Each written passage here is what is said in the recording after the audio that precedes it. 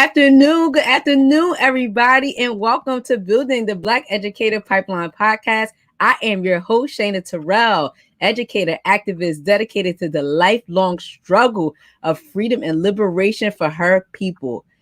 Thank you coming back, our co-conspirators, every week watching and supporting us. And definitely a special shout out to our new folks today who will be tuning in for this special edition of Building the Black Educator Pipeline. I want to thank everybody and send a huge shout out to all who participated and supported the launch of our hashtag We Need Black Teachers national campaign.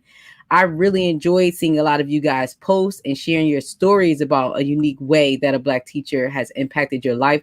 It was super dope. But thank you to everybody who liked, who shared, and just posted to support this campaign. If you would like to learn more about our campaign, it's not over. You guys can still support, you can still post, but please visit www.weneedblackteachers.com if you would like to learn more about the launch of our national campaign. You can also purchase some merch if you would like. You'll find some links. Possibly we'll put that in the chat, but you'll also find some links on www.weneedblackteachers.com that you can purchase some merch. Oh, thank you. Yes, look at the flash. We out here. But definitely go get yourself some merch. Continue to support the launch of this campaign so we can inspire the next generation of teachers and leaders in our community. But as always, shout out to Citizens Ed and shout out to the Center for Black Educator Development for creating this platform for us to talk to real people in the real struggle, doing the real work. So I'm super excited for today's show. Why? Because it is Hispanic Heritage Month. And we will be launching off our show today talking about education and the LatinX experience. The reason why this is super important because in the U.S., Hispanic teachers only make up about 9% of the teaching population. So I'm really excited to have this conversation and continue our love and the move for the Black and Brown get down and how we can join together in raising this next generation of leaders and teachers. So I would love to welcome my guest to the show, Edgar Palacios. So Edgar was born into a family of immigrants who fled Nicaragua during the Civil War.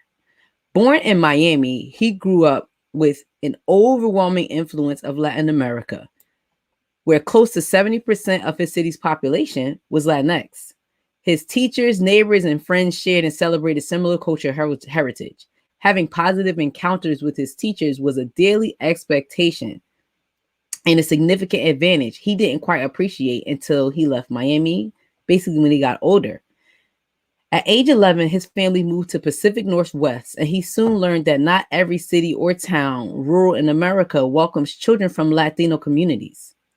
Most especially, none of his teachers or classmates looked like him or understood his background.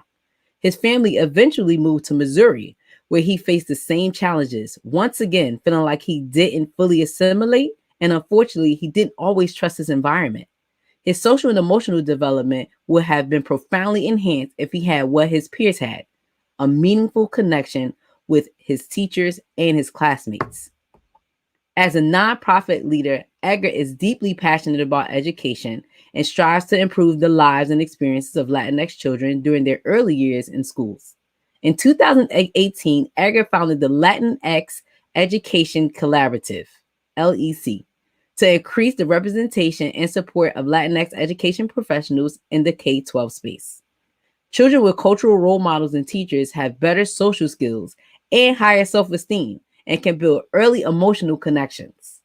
Where would we all be as a society without the basic elements of connections, trust, and empathy? Edgar has always considered his core competencies as a problem solver and keeps a daily pulse on what's happening in the community of Latinx teachers.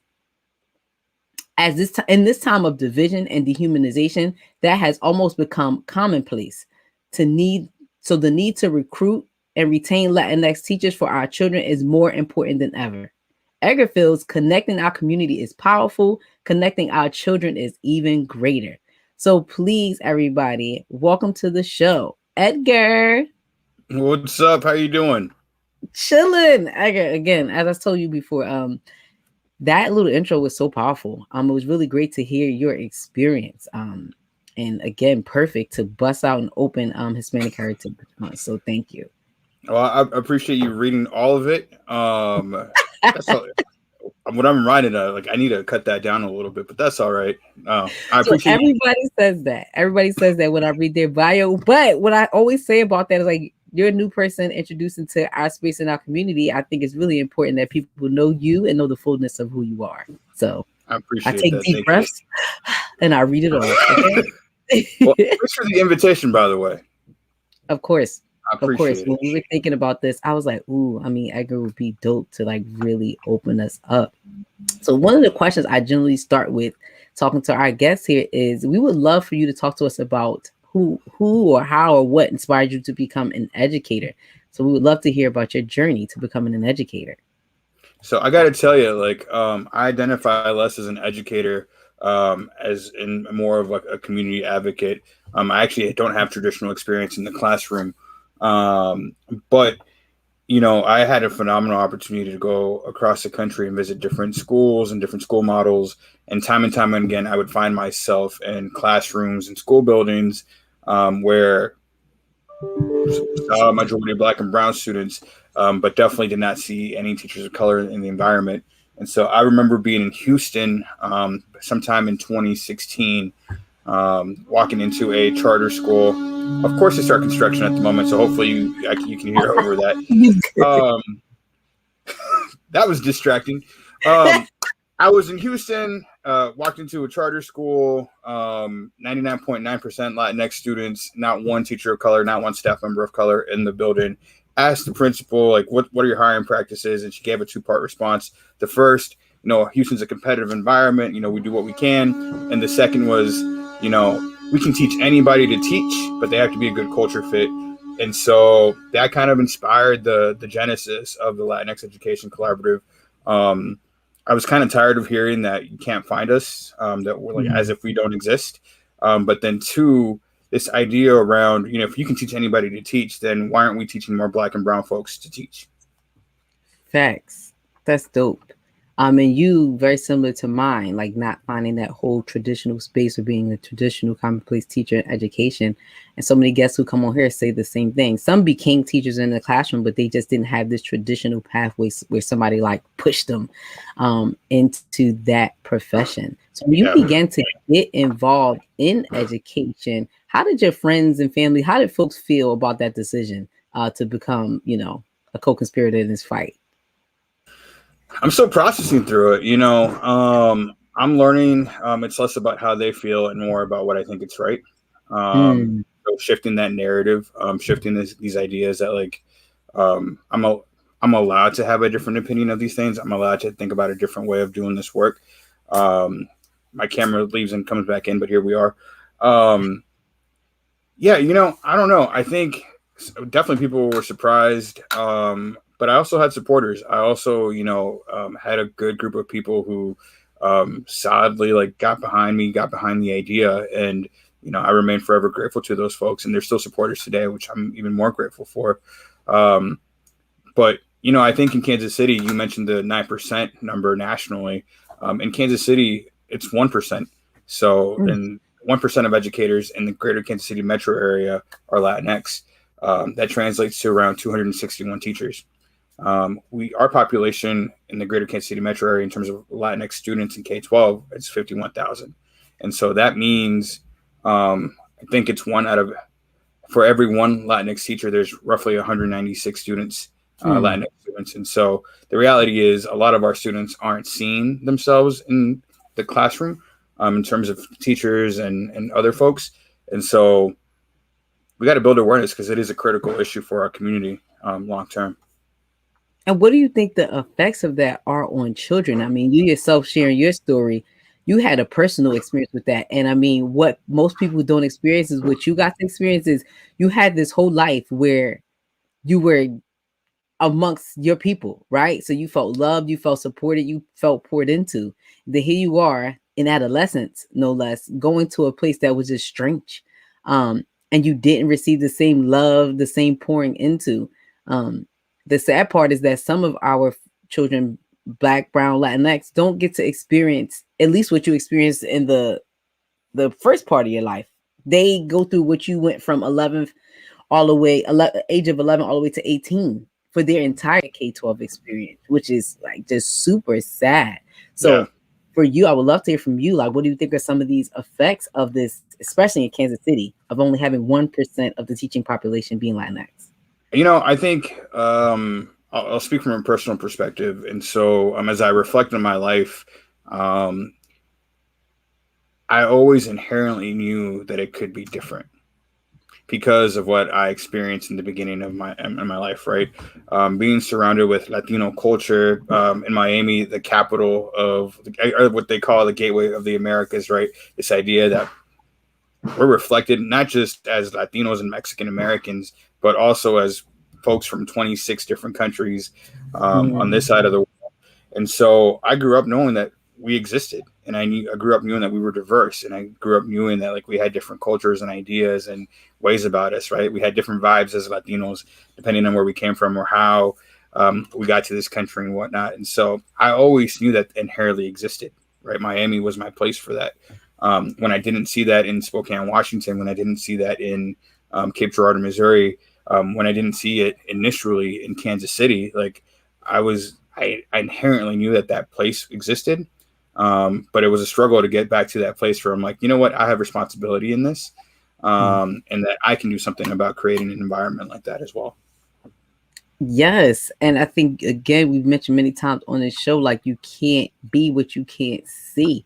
And you had the opportunity to see it. And I appreciate that you carried that with you throughout your time and wanted to create that for young people, right? Like, listen, I know that this is possible, right? We can have a mini Miami in Missouri. We can have a mini Miami in Spokane. Like, you babies need to come and get this culture.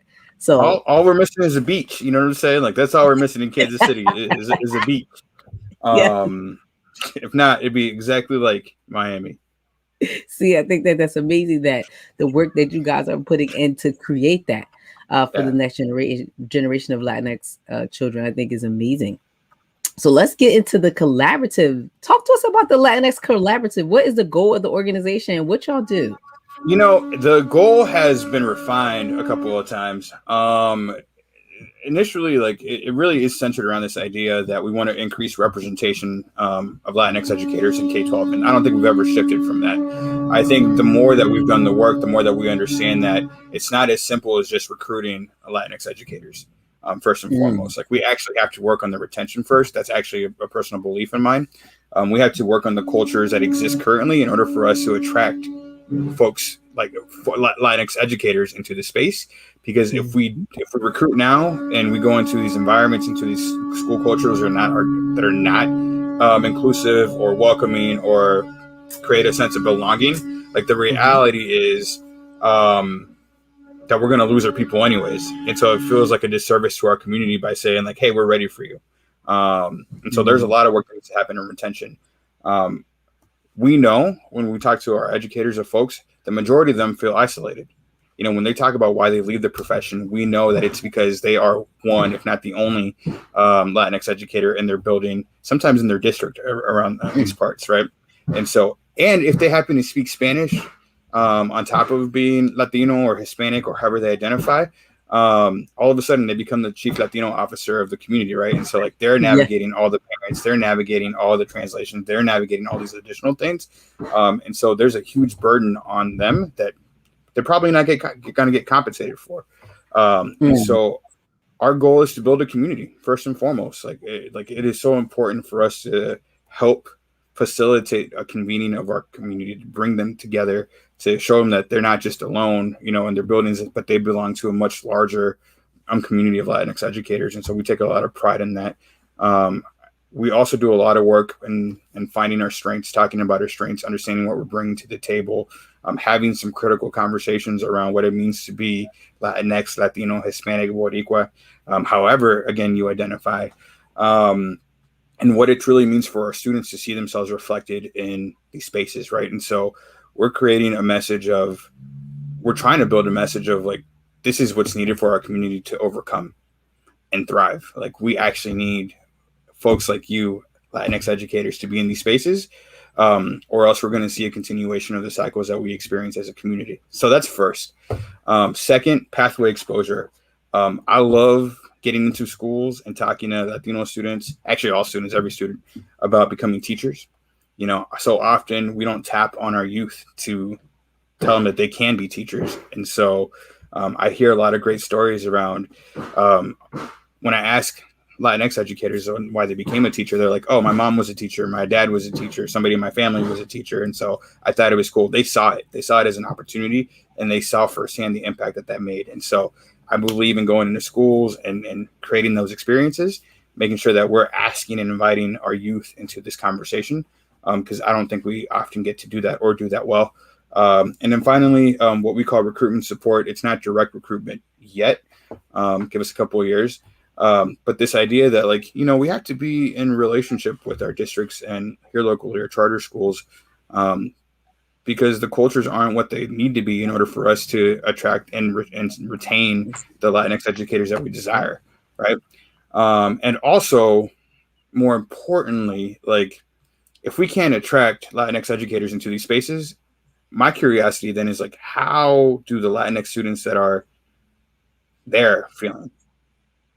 Yes. You know, I see Latinx educators as like a leading indicator of how we're actually treating Latinx students in these spaces. And so if I see turnover, if I see, you know, frustration, I'm like, if the adults are feeling that, I know the students are feeling that. And so what, you know, how are we shifting that environment so our community feels like they belong and they can thrive in these spaces? Yeah. So that's how the work has evolved. It continues to evolve as we gain additional information. So, and this is why this conversation is so important, and why the Black and Brown Get Down is extremely important. Because Latinx teachers experience the same challenges, very similar challenges, that Black teachers do. Especially what hit home for me is when you talked about how you have the one Spanish speaking teacher and then they become the chief Latinx officer, and you talk really how compensation, right? So, hey, can you talk to this parent? Like, they're, you know, Spanish speaking first language. I need you to translate, right? Translators get paid. Like, that's an actual job that people have, right? But as a teacher, in service to my community, in service to my people, of course, I'm going to do this, right? Yeah. But it turns out me wind up doing it for free. And then again, all of this stuff being put on me, called into different meetings, like all of that kind of stuff to do, which again, when it's only one of me, how taxing is that? How tiring is that on a person to have to experience? And then, of course, it hits home when you talk about the isolation of the students, when the students are not respected or don't feel culturally valued, right?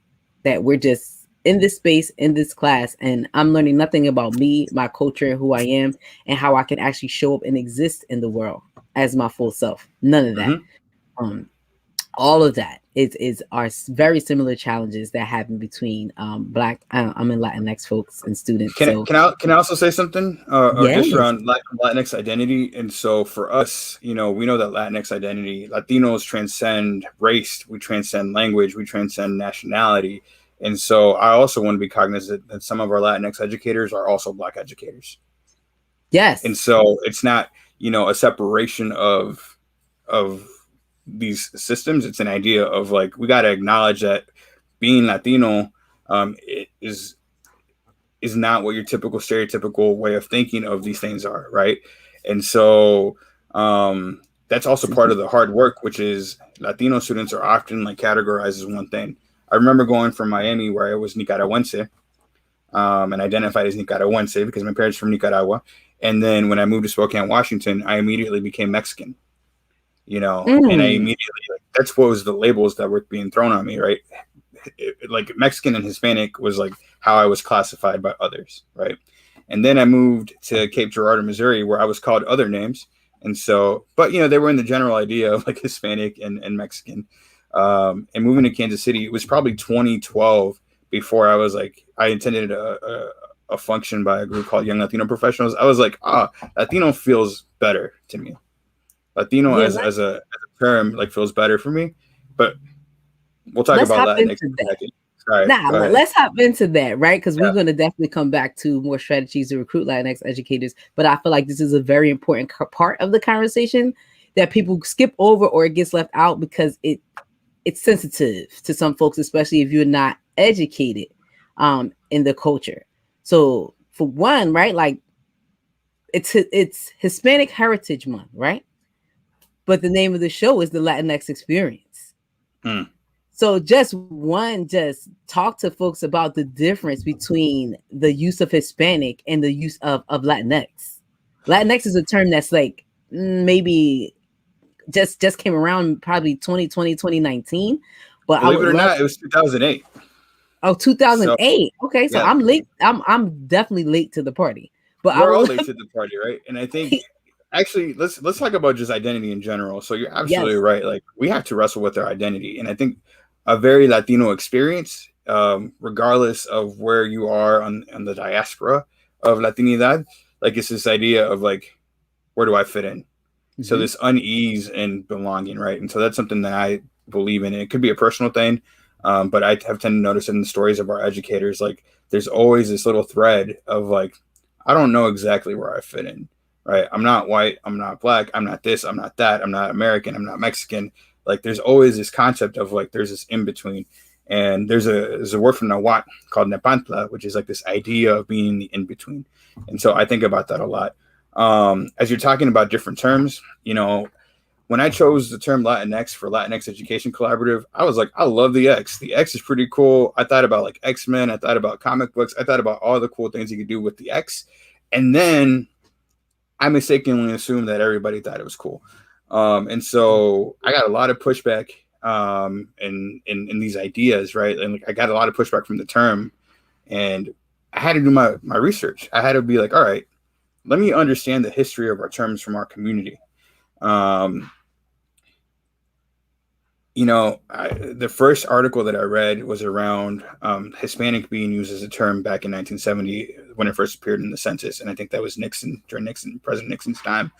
And this idea, like that, there was so much tension within Mexican American, Puerto Rican, and Cuban American communities. They didn't want to adopt that term, and so the term was forced onto the community, so to speak, right? 20 years later, back like in the 90s, there's articles in the New York Times saying like Latino is a new term and that Hispanic was a term of the colonized. And so fascinating, right? Like there was tension around that as well, right? Mm-hmm. I think about Latinx for sure, tension around the term. And so, I think the tension is actually more reflective of the fact that like it is incredibly difficult to choose one term that's actually gonna like give life to the diversity and the beauty of our community, right? Yes. And so to me, like understanding that history is understanding our struggle as a community, which is also important because I think our students are wrestling with these ideas, right?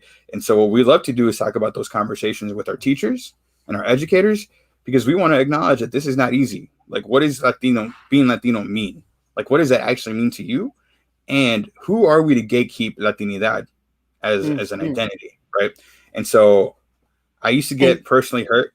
Like I remember like reading the articles and be like, man, y'all just hating on me for whatever reason. And now I use it as an opportunity to engage. And like, do you actually understand the history of our terms? Like, you're not wrong for using whatever term you want. Also, let's acknowledge that we got Boricuas, we got Nicas, we got Ticos, we got Catrachos, I believe, like for Hondurans. Like, we all have different terms. And so it that's is why what it this is is. important when you talk about the recruitment and the retention and understand the fullness and the history of the Latina community. And the reason why I say that is because we all had these conversations in the context of American indoctrination and in the context of white supremacy, right? So even when you look at Black people, you look at Hispanic people, Latinx people, these are all terms to define who? Non-white Non-white folks. people, right? Because white people don't have to label themselves in America. They just white. They're just white and they share this experience of what they consider to be the American heritage. But if you are anything other than non-white, there are all these labels created for you. And then all these things as just a person, right? As a human, that you have to wrestle with, that you feel like, what's the best way to define my identity? What's the best way to connect to my heritage? Or what's the best way to define like my movement through the diaspora, right? So Black people, we always wrestle with, am I Black? Am I brown? Am I African American? Right? Like those are the three things. And I wrestle with, am I raza? Because I'm not. I don't look brown. Like, what are these other terms where I'm like, I don't feel like I'm like fully identified in there. And like, I also, we can talk about all the other terms, BIPOC, people of color, whatnot. And like, the reality is what we're talking about, like, are you white or not? And I will tell you, best believe that there is a white man somewhere in Nebraska that no matter how white you look or how like you've assimilated or not assimilated, like they know that you're not white. And so I go back to those moments of like no amount of trying to fit in was ever gonna like remove like my Latino identity, right? Yep. And so I think about that from our community's perspective. Like that is why I go hard on like these conversations, because like we have to own that we're Latino and we have to be proud of that. And we have to model that for our students, because in that indecision and in that, like, I don't know if I should not fit in or whatnot, like we actually lose this opportunity to say like, no, we are whole as a people. And so we're going to show up as such. Like that to me is power. And that's part of the work that we're trying to do. Yes. And we appreciate the context on the history, because I've always wondered, what is the preferential term, right? Like, you know, we're in the ask, you know, like, how do you identify, right? Can I actually just share two things? You mentioned whiteness. Yes. So I want to talk about, or you mentioned white supremacy, which I equate like with whiteness in general. Yes. You know, I want to talk a little bit about the Treaty of Guadalupe Hidalgo back in 1848. And so something that I've recently learned was that when the treaty was signed, Mexicans in the Southwest, right, where the territory was at that time, had up to a year to become citizens. They could choose to be a citizen or not. Citizenship at that time was defined for free white people. And so when Mexicans decided at that time to become citizens, they became legally white. They were legally white, but the white folks knew that they weren't white. So this concept came out called legally white, socially brown. And so what's messed up to that, to me, is like, one, there's the intentionality, right? There's like, oh, we're going to go ahead and adopt you in, and like, here's what this means for you. But the reality is like Mexican Americans were unable to like file discrimination lawsuits, like do a lot of this work, because white people can't discriminate against white people. Yep. So because they were considered legally citizens, legally white, socially brown. And so I think that those types of historical moments, that type of context is important in this idea of like, do we assimilate or not? Like, do we consider ourselves white or not?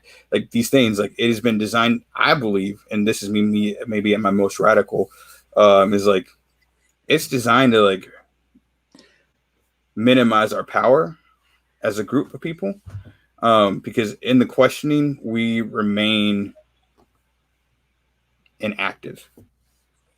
Yes, definitely remain inactive. And I think that is another way that whiteness uses Hispanics who may identify as white or look white or can assimilate into whiteness as tokenism, right? So we can have somebody on our board who looks just like us, who fits that mold, but we won't acknowledge any of your Latino heritage at all.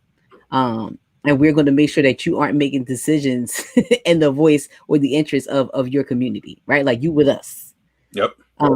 So again, just another way or a great example to show how laws, right? How systemic racism is really indoctrinated into the fabric of American culture. And it doesn't only affect Black folks. It doesn't only affect African Americans. Again, our Latino brothers and sisters are in this fight, and understanding that, right? And seeing the ways in which, again, when you learn your history and you understand that, the divisions, the lines of divisions that are caused and that are built, So we don't unite with each other. So we don't work together. And one of the reasons why I felt like it was important to celebrate Hispanic Heritage Month and talk about this, because I think in a lot of ways, when we work together, we have to work to make sure that we don't erase each other's identities and each other's cultures. So understanding the ways in which we have a common struggle together, definitely along the diaspora. And if you look at your history from the transatlantic slave trade and where all the slaves of Africa were taken from and dropped off to, right? Like, yep, there were some in America, but they were all over South America, all over the Caribbean. So even understanding and sharing in that common struggle.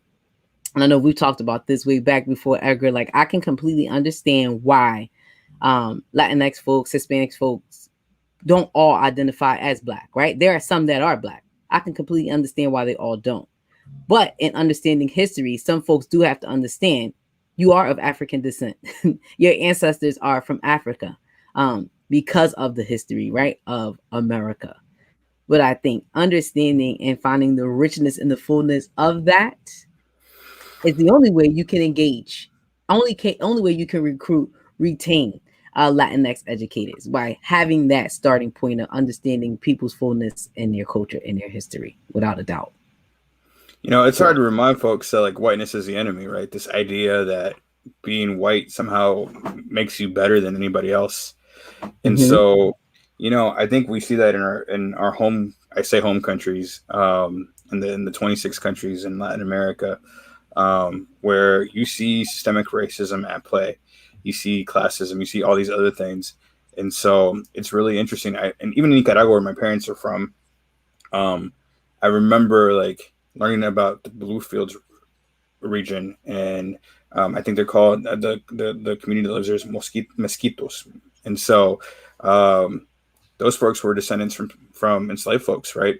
And so there's a whole Black community in Nicaragua that doesn't ever get uplifted or talked about, that sits isolated in an autonomous region, so to speak, because they just don't want to deal with that. They don't want to deal with like the history of that. And so whiteness is everywhere. It's not just, you know, it's not just a USA kind of problem. Yeah. This is a global problem, right?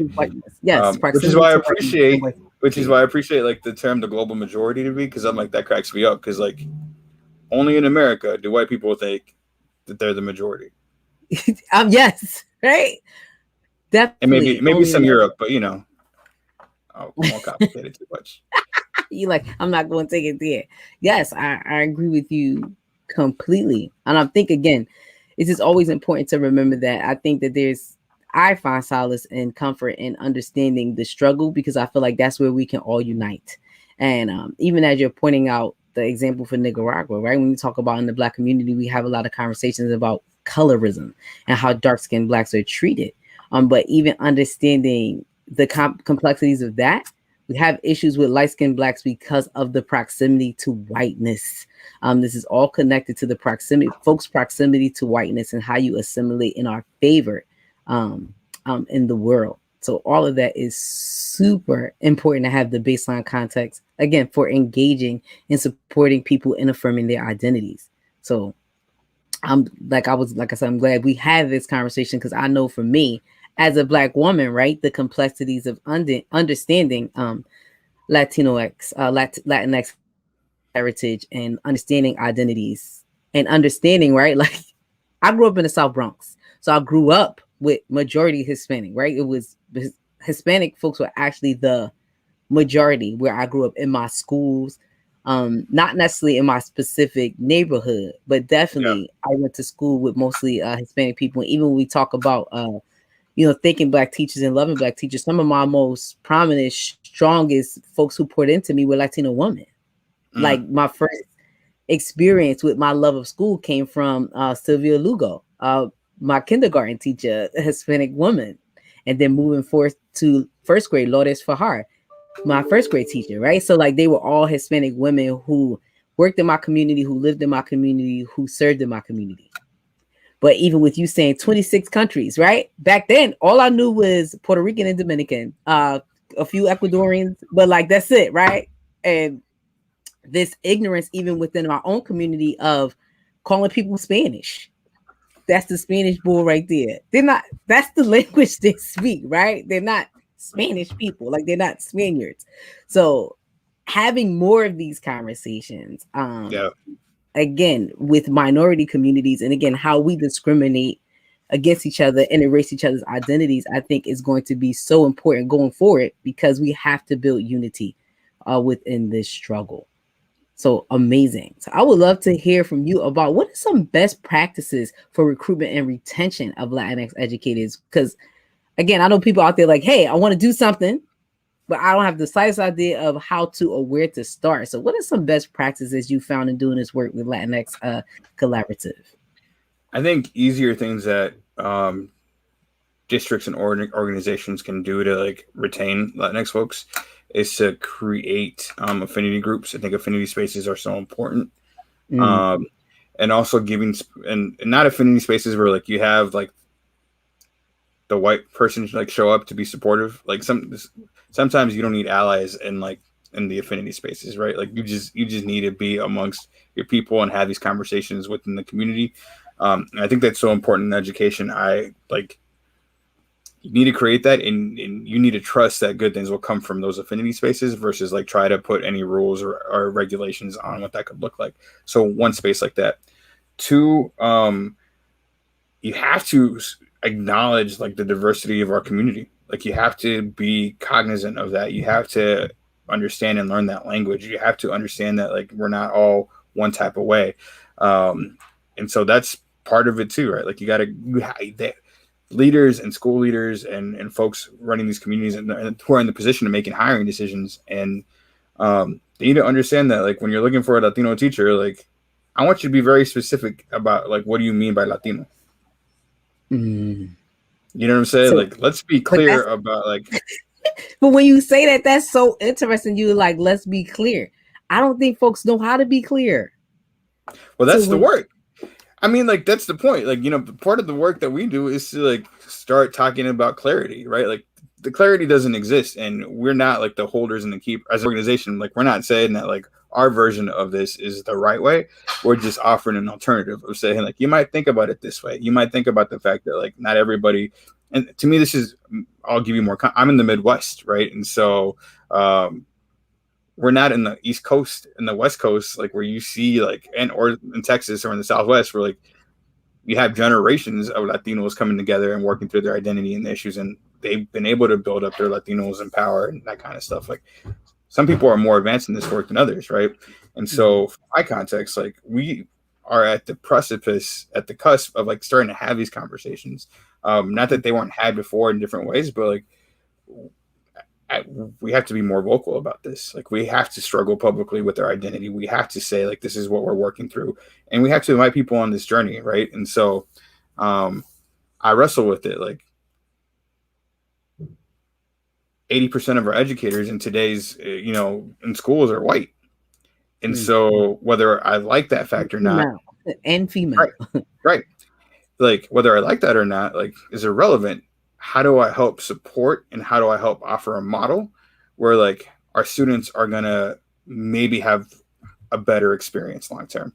And so the conversation is important. The wrestling with the idea is important. The invitation is important.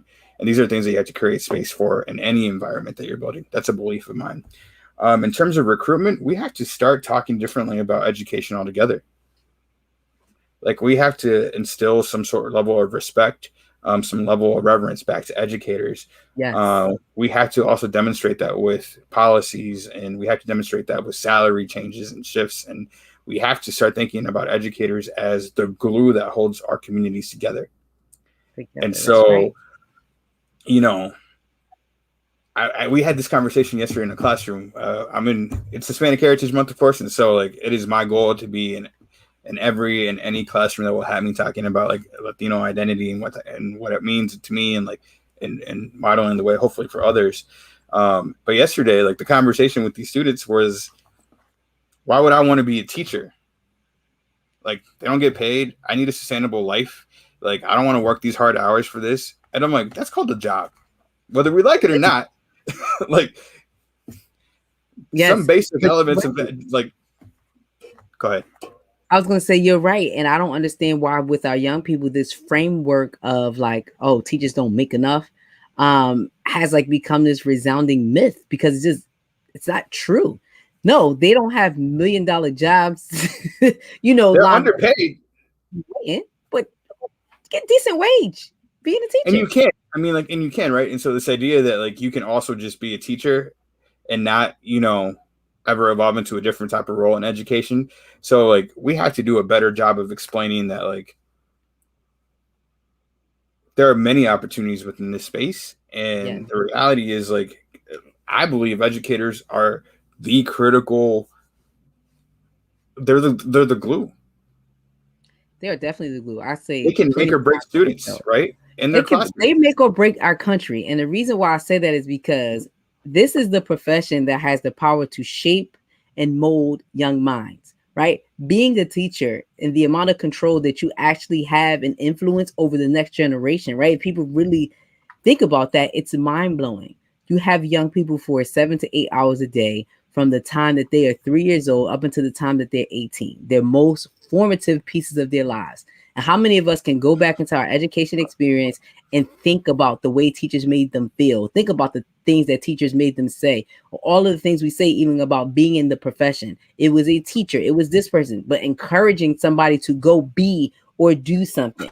Or again, even if I go back to like pop culture now, all the rappers who talk about, yeah, this teacher told me I wasn't going to be nothing, right? You still rapping about that, but it's the impression that had on a person. So the power of teachers, I agree with you. So when you say the glue, for sure, the power of being a teacher and the amount of just, again, what you have to shape and mold the young minds, like you have it. So I agree with you completely. Like teachers are responsible for this next generation. Again, I think people go into profession like I love math, I love kids, I want to make a difference. But you're actually like building young people, young citizens. Like you pour into young people. And some kids spend more time with their teachers or more time in schools than they spend with their own parents. My dad So was working 3 jobs as I was growing up. My mom was in school trying to figure it out. And so like the people that I knew best were my teachers, right? And so now I've gone to therapy to work through all that, so I feel better about that. But I will say, and this is unpopular because like this is you got to love on teachers. yes. You got to celebrate teachers. You got to celebrate the wins. You got to celebrate the magic that can create in their classrooms. Part of my work and how I started in this space in touring different schools and different models and being in different classrooms, I saw that even in the worst schools, there were phenomenal teachers doing incredible things with the limited amount of resources that they have. And Yeah. so how can we and it's a community responsibility. This is our responsibility as a community to support and love on teachers because we entrust them with our future. I agree completely. And I think that at times, and I felt this in being education and being in schools and doing work, right? Like it's a complicated love affair with teachers. And what I mean by that is like, yes, it is your job to love up and support teachers. And I think that sometimes we get caught in this wave of accountability too, right? Because we Ah, deal. you, love is accountability is love. Yes. Yes. And I don't think that everybody understands the right balance for that. And I can admit I didn't always either, right? Because I'm in this level with fair where like these are my teachers, this is my staff. I need to love up on them and I need to support them. But at the same time, I am the advocate and the voice for the children in my building. And I'm in a building where the teaching population is 85% white. I have to hold these white women accountable to how they are going to be treating these young black children, black girls and boys. But I still want you to be encouraged, right? Like we still need you. So I think that sometimes it's a complicated love affair that we rub up against, but no doubt, 100%. I feel like we have to love up on teachers. Mr. Omeki used to always say to me, and I forgot what book this came from, but if you don't feed the teachers, they will eat the students. So understanding that you have to pour into teachers and you have to support teachers in order for them to like adequately grow and support children. So I agree with you. I don't think it's an unpopular opinion to love up on teachers and support teachers. I think that people struggle about how to find a balance in doing both and doing them really well. Without a doubt. I'll say this, like in that struggle, like there's an action. And so I'd rather see people making mistakes and loving people than not loving them at all. And so that's part of our push, right? Like, okay, you may not know how to do it well, but it's in the practice, right? It's in practicing love that you get better at it. And so I always encourage people to be like, listen, vulnerability matters in these conversations. Being forthright and honest with what you're struggling with is important in these conversations. Making sure that teachers at least know that they're appreciated. And also, let's be real, like we got to coach some people out. Yes. But you named it all, right? Like the practice of doing it and making it happen, and not being inactive. And I think that's awesome, because some people get overwhelmed and they just do nothing. They exist like robots in the system going through the motions. Yeah. So being active, making the mistakes and learning from your mistakes is super important. Another thing I find a lot is not only like Latinx teachers, but also Latinx students, like their voices are always omitted from this conversation about education. They're not sitting at any tables. They're not making any decisions. And you see it, right? You can't be blind to it. Like, let's get into curriculum. Where do you see any footprint at all of Latinx heritage in American curriculum? Like, where do you see that? You don't, right? Like, it's denied to us, right? And again, I think for the same reasons that, we're talking about critical race theory at, state levels and like the influence of all these things. One of the ways that we're celebrating Hispanic Hertiage Month at the LEC is I'm just once a day, I'm just showing books. And I'm like, here's a book that if you have in your classroom or in your school can help start the process of making sure that we see ourselves, our students see themselves in the classrooms, right? I'm gonna also remind folks that 25% of students today in K-12 are Latinx. That's 1 out of every 4. And that number is going to be 1 out of every 3 within the next decade or so. Yep. And so what are we doing here? Like, you can't tell me that like 1 out of 4 students, we can't have like 1 out of 8 teachers. I mean, but you're right. And some of this, I always talk about this vicious cycle of not investing in our youth to be our next generation of teachers. But with the growing population, definitely of our Hispanic community, it's needed. It has to happen. We have to do it. Can you shout out the name and the author of that book? Yeah, so this is one I'm reading right now. It's called Yes, We Are. I go into Spanish. I was going to say, Si Somos Latinos. Yes, We Are Latinos. It's poems and prose about the Latino experience by Alma Flor Ada. And so it's a collection of just different types of prose from different types of Latinos, wrestling with their identity and what's important to them about their culture. I have like 15 more books that I'm reading, showing it out, because, it's not in our mission, honestly. Like, it's not our mission to say, like, we're focused on educators and Latinx educators, right? That is our mission. That is what we're designed to do. And yet, because there is an absence of this work, like, it happens to be our responsibility to also say, you know what, while somebody else figures out curriculum, like, we have to take that on and we have to demonstrate, like, this is one easy way of implementing this. Like, you can do that. And you can celebrate Hispanic heritage like any month. Like, there are plenty of holidays and traditions, and like, you can talk about us. Like, you can incorporate. There's a lot of us out there. And so, like, how can we support you as an organization in that work? Because ultimately, we're not, within the next year, we're not going to significantly change the number of Black and brown educators going into the space. Mm-hmm.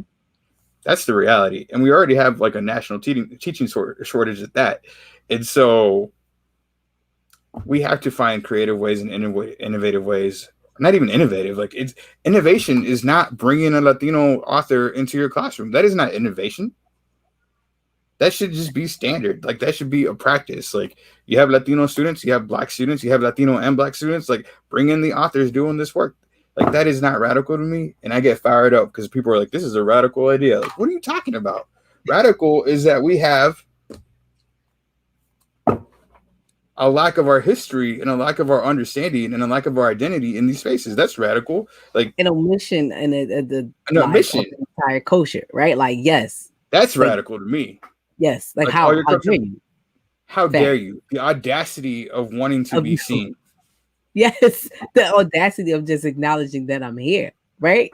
I wrote Agreed. today on Twitter, I'm not a thought leader by any means, but I was really proud of my tweet earlier today. Like sometimes the most radical, revolutionary thing you can do is exist.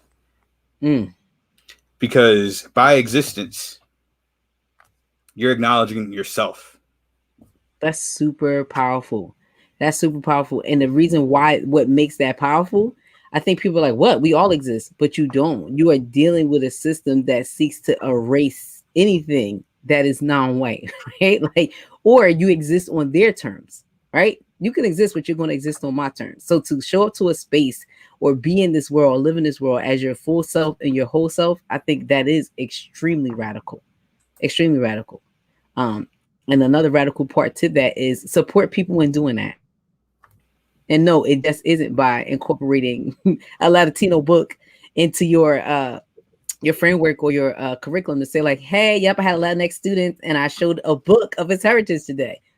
No, he should be able to exist and understand and see pieces of himself everywhere because he too is a part of this community and a part of this country. But that is one of the places that I see. Go You ahead. know, What you gonna say about I the? was like, sometimes you got to start at the bottom, though, right? Like, we can. I also think about this a lot, which is like, let's just assume that people don't know. Mm-hmm. And that people don't understand, even though we talk about this all the time, like, or even though we're like, there's a lot of organizations talking about this, even though we have advocates in the classroom, let's just assume you don't know. Right. Yes. And so for me, I'm like, what's our responsibility to be like, you know what? If the best you're going to do is bring one book in, please do that. don't do nothing, right? Like, don't do nothing. Like, not doing nothing is now, I will tell you, it's like we have to build the capacity up and we have to say, like, this isn't enough. But compared to the alternative, which is nothing, like, give me something. You have to do something. We have to do something. I agree with that 100%. I would love to, while we're here, because we always lift up our Black educators on this show. Who are some Latinx, Hispanic, educational heavy hitters, like in the world of education? Who should we shout out? Who should people check out? What like work should people read? Well, I gotta tell you, present. That's actually part of my journey. So I'm working on that. I'm working on figuring out who our thought leaders are and doing research work. Like that's actually inspired me to go back to school and work on my doctorate degree, my EDD, because like that isn't readily accessible to me, or to our students. And so that's been part of my work. I think we have plenty of scholars, and I wish I could like name them in the moment, but I'm gonna actually shift it to our local folks doing the work. Dr. Uciel Pesina, he is a leader at UMKC, one, if not the only Latino in the education, in the School of Education at UMKC. And so huge champion of this work and huge champion of inspiring other Latinos to go into classrooms and be in their support system. Dr. Socorro Herrera at K-State, she runs the Besitos program. And so she has created a pipeline of aspiring and recently mentioned Latino educators who are still in the profession, because she knows that by exploring their identity and allowing them to wrestle with their identity and also supporting and affirming their identity, that they will stick around. So she's done phenomenal work and she's had a lot of, I would say, disciples on there. I recently met another scholar, Dr. Amanda Morales, out of University of Nebraska-Lincoln, who is a critical race theorist. She is a Latina critical race theorist and understands these issues and has done the work and read the stuff. And so she's one who's willing. I'm going to shout out my own team, Susana Elisa Ras, who before coming to the LEC as a VP of Educator Supports, was a 6th grade math teacher, and incredibly like powerful in the way she engages with students and doing that. And so those are some folks that I think about. There are others. I have a board member, Dr. Julia Vargas, who is constantly thinking about leadership and education and what that means and how to show up for students. Dr. Teresa Torres, who is also she's leading work in Latinx and Latin American studies. I think about younger folks like I just lost her. She's from El Paso. She's so cool. I may like write it in the chat. So those are some folks that I've met here locally that have done phenomenal work and are scholars in their own right doing this work. And I'm also challenging myself to know like that there are people in the past who have done this work and we're building on top of their work. You know, I think about when you talk about that, I also think about Latino heroes in our community. And so a lot of folks aren't familiar with Mendes versus Westminster, which was the precedent-setting case for Brown versus Board of Education. Talk to us about that. We're not familiar with that. And so there's parts of our history that are intertwined that we actually don't know, right? We kind of know the story of Brown versus Topeka Board of Education. We don't know how we got to Brown sometimes. And so along the way, there were Latinos, particularly Mexican Americans and Puerto Rican folk, who were in the court, in the struggle, doing, creating the case law that allowed for something like Brown to happen. I think about, our other folks.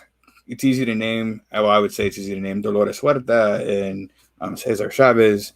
But often those are the only names that we know. Yes. Right. And so part of my work is to know more and to understand that I don't know everybody and to know that I'm actually building on top of somebody else's dream and vision. And it's my responsibility to like inspire others to take on the work when I can no longer do the work myself. Yeah, we love to say two things. We are training our replacements, but also we are standing on the shoulders of giants.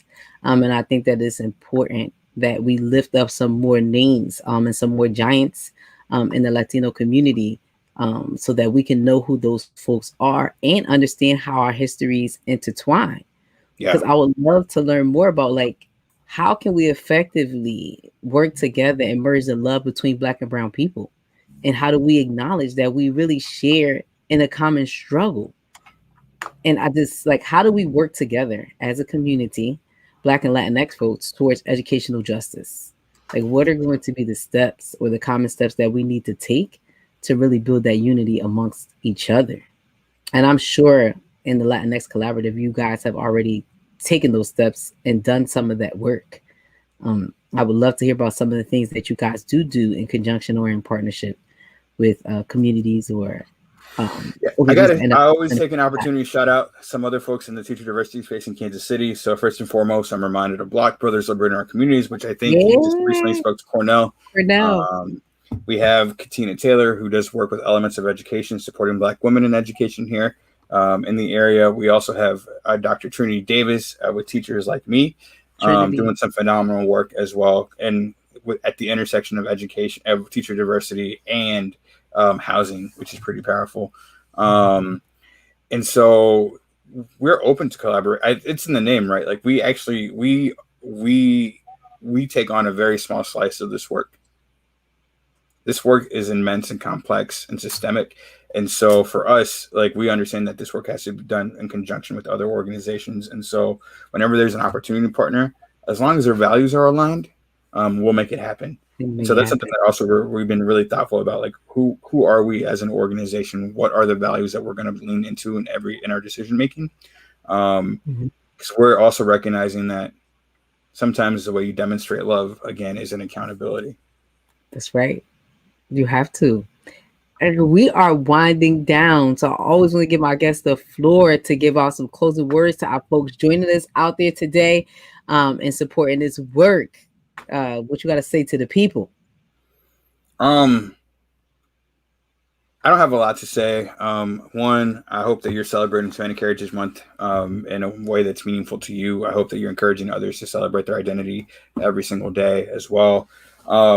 The one thing that I love that I take with me is this quote. I forget who said it, so I apologize to that person. But joy is an act of resistance. And so sometimes all you can do is be joyful in this space. And so if you can do that, know that you have resisted. That's dope. Amazing. Well, Edgar, we thank you for helping us open up Hispanic Heritage Month. This is a dope conversation. I learned so much. I hope my people out there also learned a lot from this conversation today. But as always, we thank you guys for coming back every week and watching. We'll have some more guests on as we celebrate Hispanic Heritage Month and continue to support our campaign. We need teachers. We need Black teachers. So again, hashtag we need Black teachers. If you want to find out more, please visit www.weneedblackteachers.com and purchase some merch if you like. But we will see you guys again, same time, same place, here next week at 12. Love you guys. See you next week.